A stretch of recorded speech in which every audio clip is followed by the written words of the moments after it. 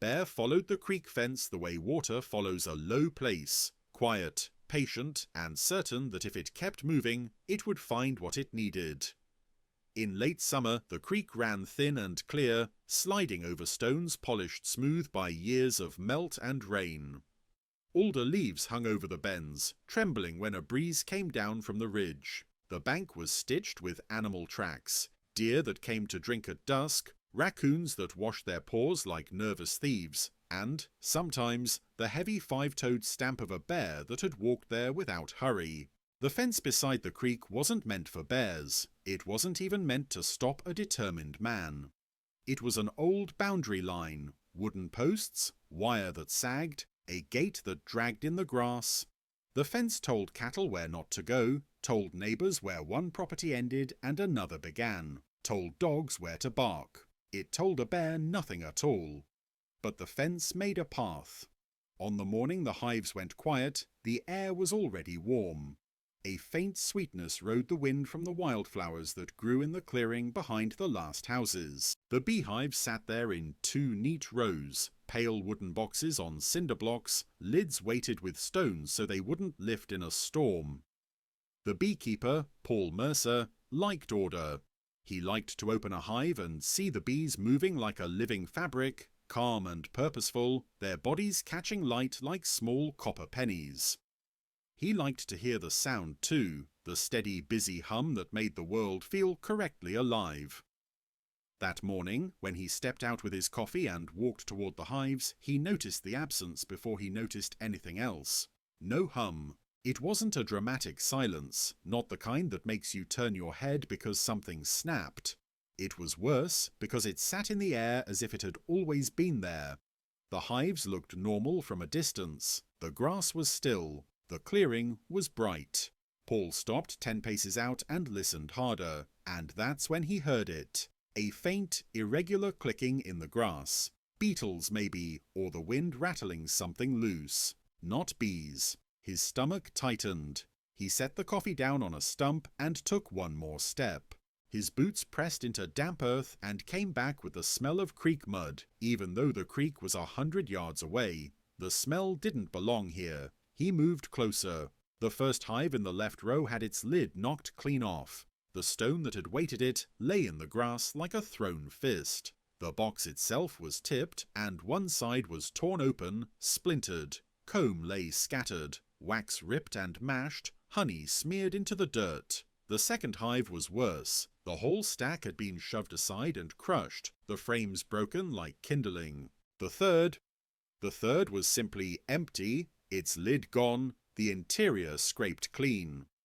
Paul stood very still, not because he didn't know what it was, but because seeing it meant admitting it. A bear. He didn't need tracks to confirm it. He'd grown up here, in a place where people learned early what kinds of damage belonged to what kinds of animals. Coyotes took chickens and left feathers. Raccoons stole corn and left little handprints in mud.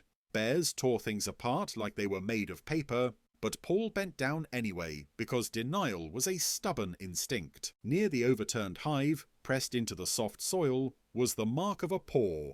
Wide pad, long toes, deep heel impression.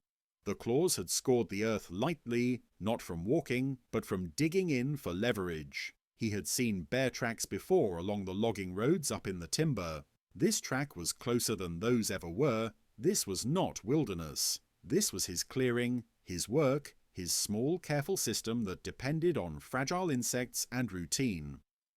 He looked toward the creek line and tried to picture the bear's route. Bears didn't usually cross open ground in daylight. They came at night, sliding between shadows, following edges. The creek would have hidden it. The fence would have guided it. It could have moved without ever exposing itself until it reached the hives. Paul swallowed and felt his throat scrape dry. He reached for his phone and stopped. His fingers hovered over the screen, unsure which number meant "Bear ate my livelihood in a world full of more urgent disasters." Then he remembered the ranger, the one they called when someone hit an elk on the highway or when campers left food out and created trouble. He called the district office. The line rang twice, then clicked.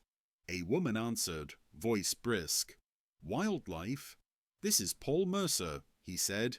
I keep bees off Creek Road. I had a bear in my hives last night. There was a pause, the sound of typing. Any injury?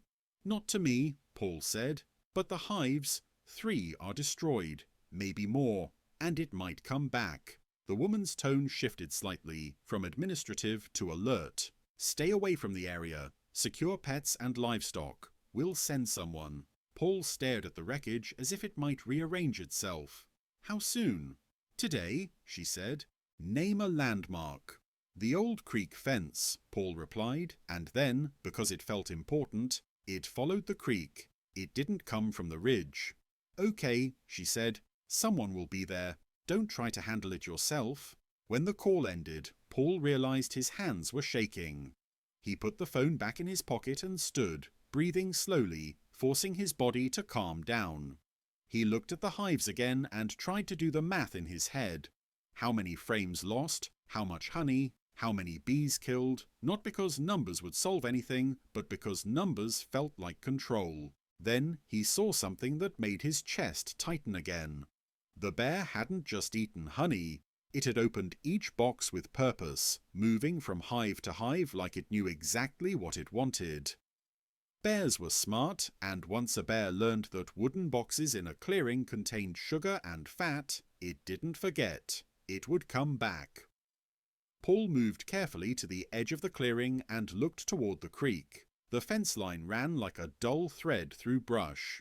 Somewhere down there, hidden under alder and willow, water whispered. It seemed impossible that something so large could move through that narrow band of green without making the whole world notice. But bears lived on edges. They made the wild overlap with the human, and most of the time the overlap stayed polite, until it didn't. He walked back toward the house, keeping his eyes scanning, the way people do when they've suddenly remembered they are not the biggest thing in the world.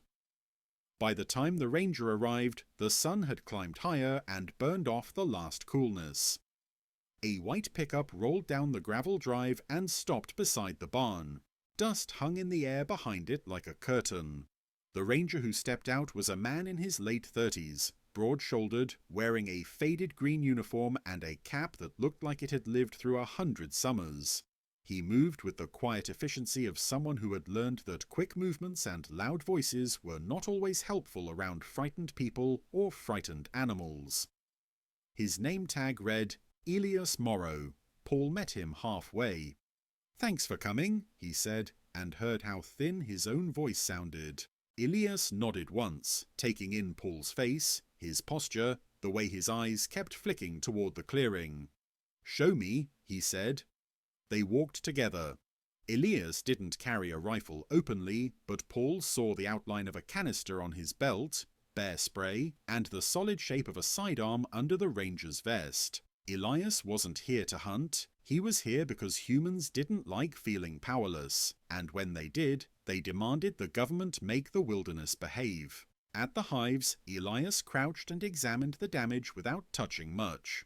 He looked at the scattered comb, the broken frames, the crushed bees stuck in honey like dark seeds. He glanced along the ground, following the faint drag marks where the bear had pulled at boxes. Then he stood and walked toward the creek edge, eyes on the soil. "There," he said after a moment, pointing. Paul followed and saw what Elias was seeing, a line of flattened grass leading away from the hives toward the fence. In the line were more prints, less clear on the dry ground, but still heavy enough to press the earth down.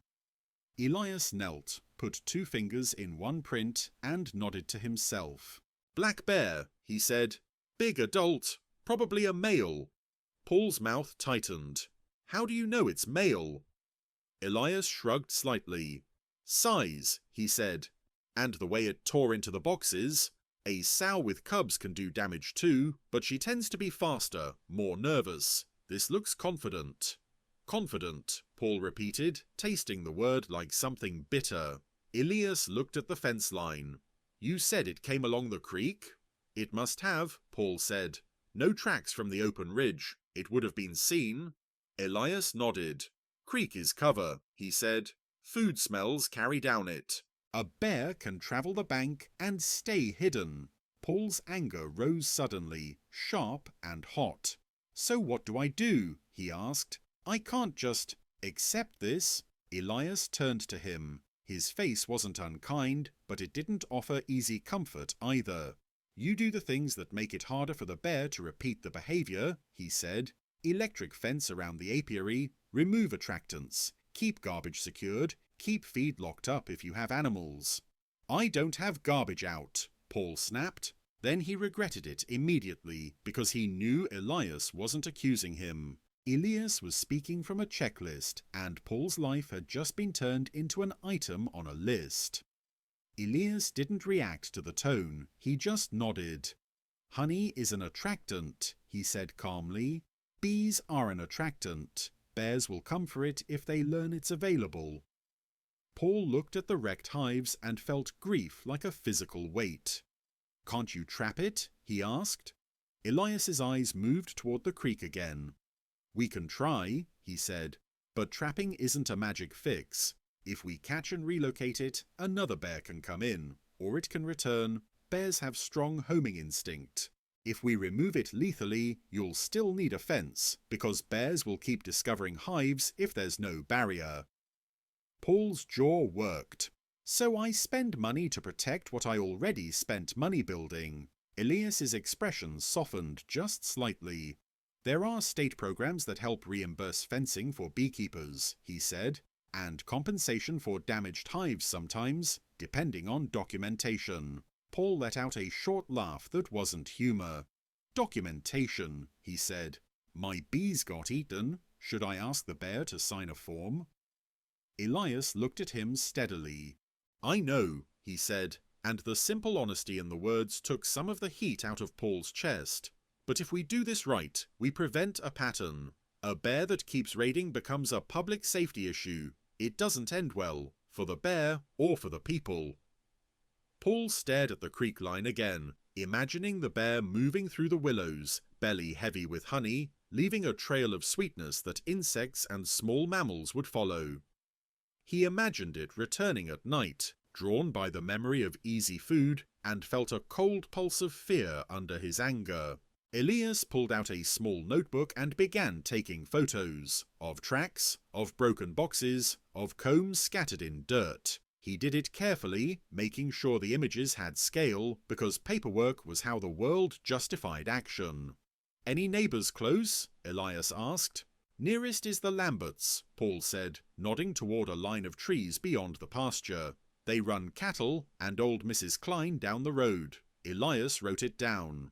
We need to notify them, he said. Make sure kids aren't walking creek paths alone. Make sure people aren't leaving dog food out. Paul's throat tightened again. It's that close, he said. Elias looked at him. It already is, he replied. They spent the next hour walking the creek line. Elias moved slowly, reading the ground like it held sentences. At a sandy bend, he found clearer prints and a smudged mark on a low fence wire where something large had brushed past. On a post, he found a tuft of black hair snagged on splintered wood. The fence had done what fences always did. It had turned wilderness into a corridor. This is its route, Elias said.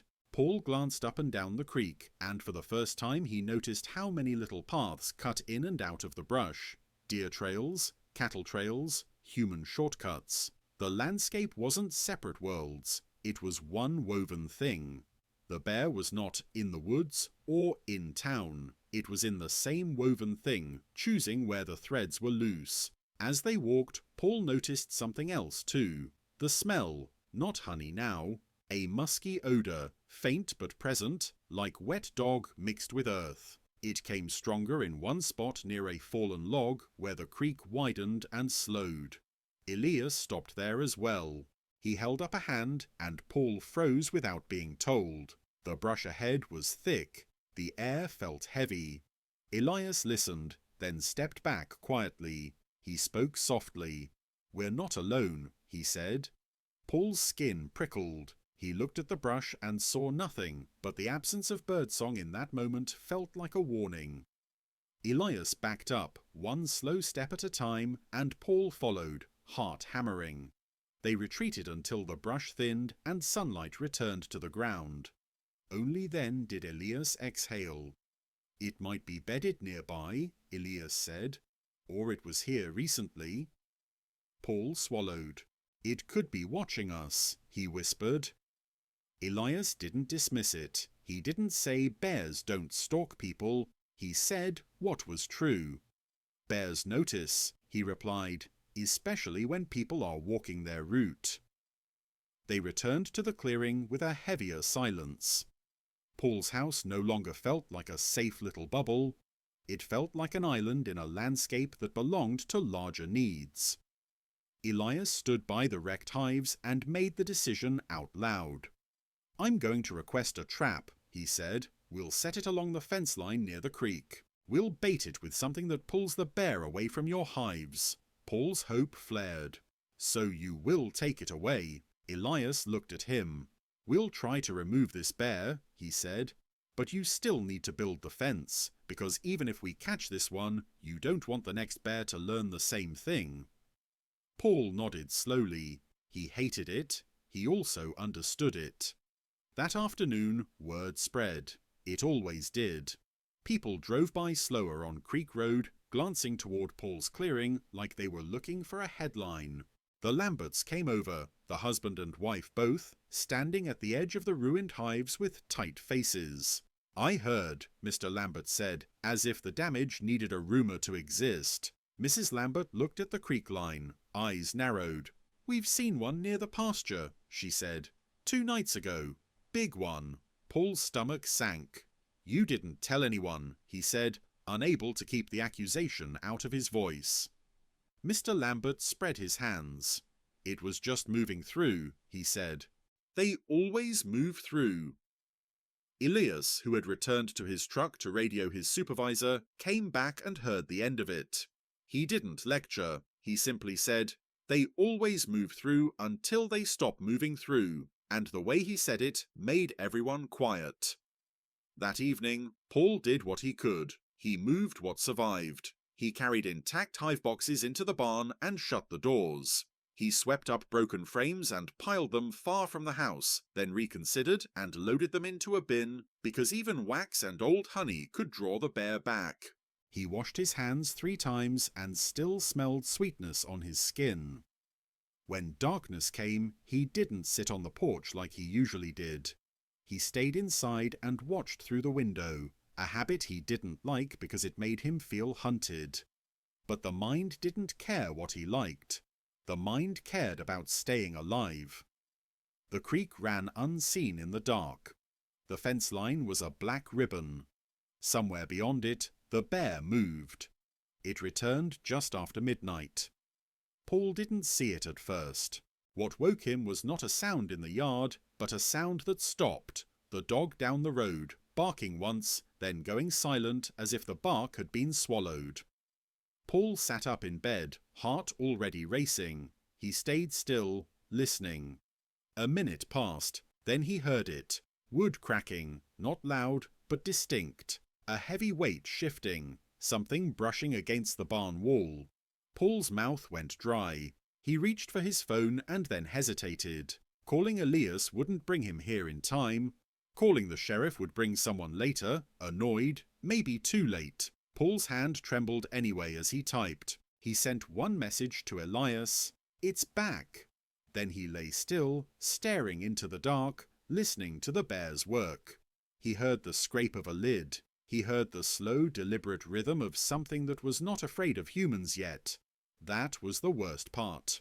When morning came, the bear was gone again, and there was fresh damage on the barn door where Paul had stored the surviving hive boxes. Deep claw marks scored the wood like someone had attacked it with a rake. The door held, but the message was clear. A barrier made of wood was not enough. Elias arrived before noon, jaw tight when he saw the new marks. He ran a finger along one gouge without thinking, then stopped and looked at Paul. "It tested you," Elias said. Paul's anger returned with exhaustion. "It's not a test," he snapped. "It's theft." Elias nodded. "It's learning," he corrected. And if it learns that humans are not dangerous and hives are easy, this gets worse. They set the trap that afternoon on a level patch of ground near the creek fence where tracks were thickest. It was a heavy metal cylinder on a trailer, door open, bait hung deep inside. Elias used pastries and sardines, strong-smelling food that carried far and cut through the wet smell of the creek. Paul watched, sickened by how easily the bait made the situation feel like an experiment. They staked the trap down, checked the trigger, and then Elias stepped back and looked at the creek corridor again. "This is where it walks," he said. "It followed the fence. That's why it found you. We're going to make this route lead into the trap instead." Paul stared at the creek. "And if it doesn't go in?" Elias met his eyes. "Then we keep trying," he said. "But you also start building your fence today." Paul wanted to argue. He wanted the ranger to solve it, because that's what people wanted from uniforms, solutions that didn't cost them more. But he saw in Elias's face the hard truth. Wildlife management wasn't a magic service. It was a series of imperfect actions in a world where animals and humans both wanted to eat and live. So Paul went to the hardware store that afternoon and bought what he could afford: fence posts, insulators, wire, a charger. He asked the Clark questions he never wanted to ask: how much voltage to deter a bear, how far apart posts should be, how to ground the system properly so the shock didn't fail when the soil dried. He worked until his hands were raw. He drove posts into the ground around the clearing in a rough rectangle. He ran wire in multiple strands. He made corners tight. He sweated and swore and thought about the way his bees used to hum while he worked, indifferent to human struggle and how quiet it had become. At dusk, Elias came back to check the trap. He walked the creek line and stopped at a patch of mud where the bear had crossed earlier. Fresh prints. "It was here," Elias said. "Today?" Paul asked. "Within hours," Elias replied. Paul's stomach flipped. "So it's close?" Elias nodded. "It's moving like it owns the route." They stood near the trap as darkness began to settle, and Paul realized something strange. He had started thinking of the bear as an enemy, but the bear hadn't started this with malice. It had started this because honey smelled like life. It had started this because someone had put sweetness in a box in a clearing along a creek corridor, and nature had done what nature always did. It followed opportunity. Still, understanding didn't make him feel safer. That night, Paul didn't sleep. He watched the yard through the window like a man waiting for a thief. He heard the creak, faint and constant, a sound that now felt like it belonged to the bear. Every time the wind moved through alder leaves, he flinched. Near 3 in the morning, headlights swept across his wall. A vehicle had pulled into the drive. Paul's heart punched hard, then eased slightly when he recognized the shape of Elias's truck. Paul stepped onto the porch with a flashlight. Elias was already out, moving fast, radio in hand. "It's in the trap," Elias said quietly. Paul's mouth went dry. "You caught it." Elias nodded once and walked toward the creek. Paul followed despite fear, staying behind the ranger's shoulder the way people do instinctively when they want safety close. The trap sat on its trailer, door shut. Inside, something shifted, a heavy body moving in cramped space. There was a low huffing sound, a kind of breath that carried irritation and confusion. In the beam of Elias's flashlight, Paul saw black fur and a dark eye watching from the back of the cylinder. The bear looked bigger than Paul expected. Not cartoon big, not monstrous. Real big, the size that made you understand why it didn't fear flimsy wood. It pressed its nose to the bars, sniffing. Elias kept his distance. "Okay," he murmured, more to himself than to Paul. "Okay." Paul stared at the bear's face and felt a strange mixture of triumph and shame. He had wanted it caught, and now that it was, he didn't feel victorious. He felt like the world had narrowed into a metal tube and a trapped animal that had made the wrong choice. Elias spoke into his radio, calm and precise. "We have it," he said. Adult black bear, likely male, will transport at first light.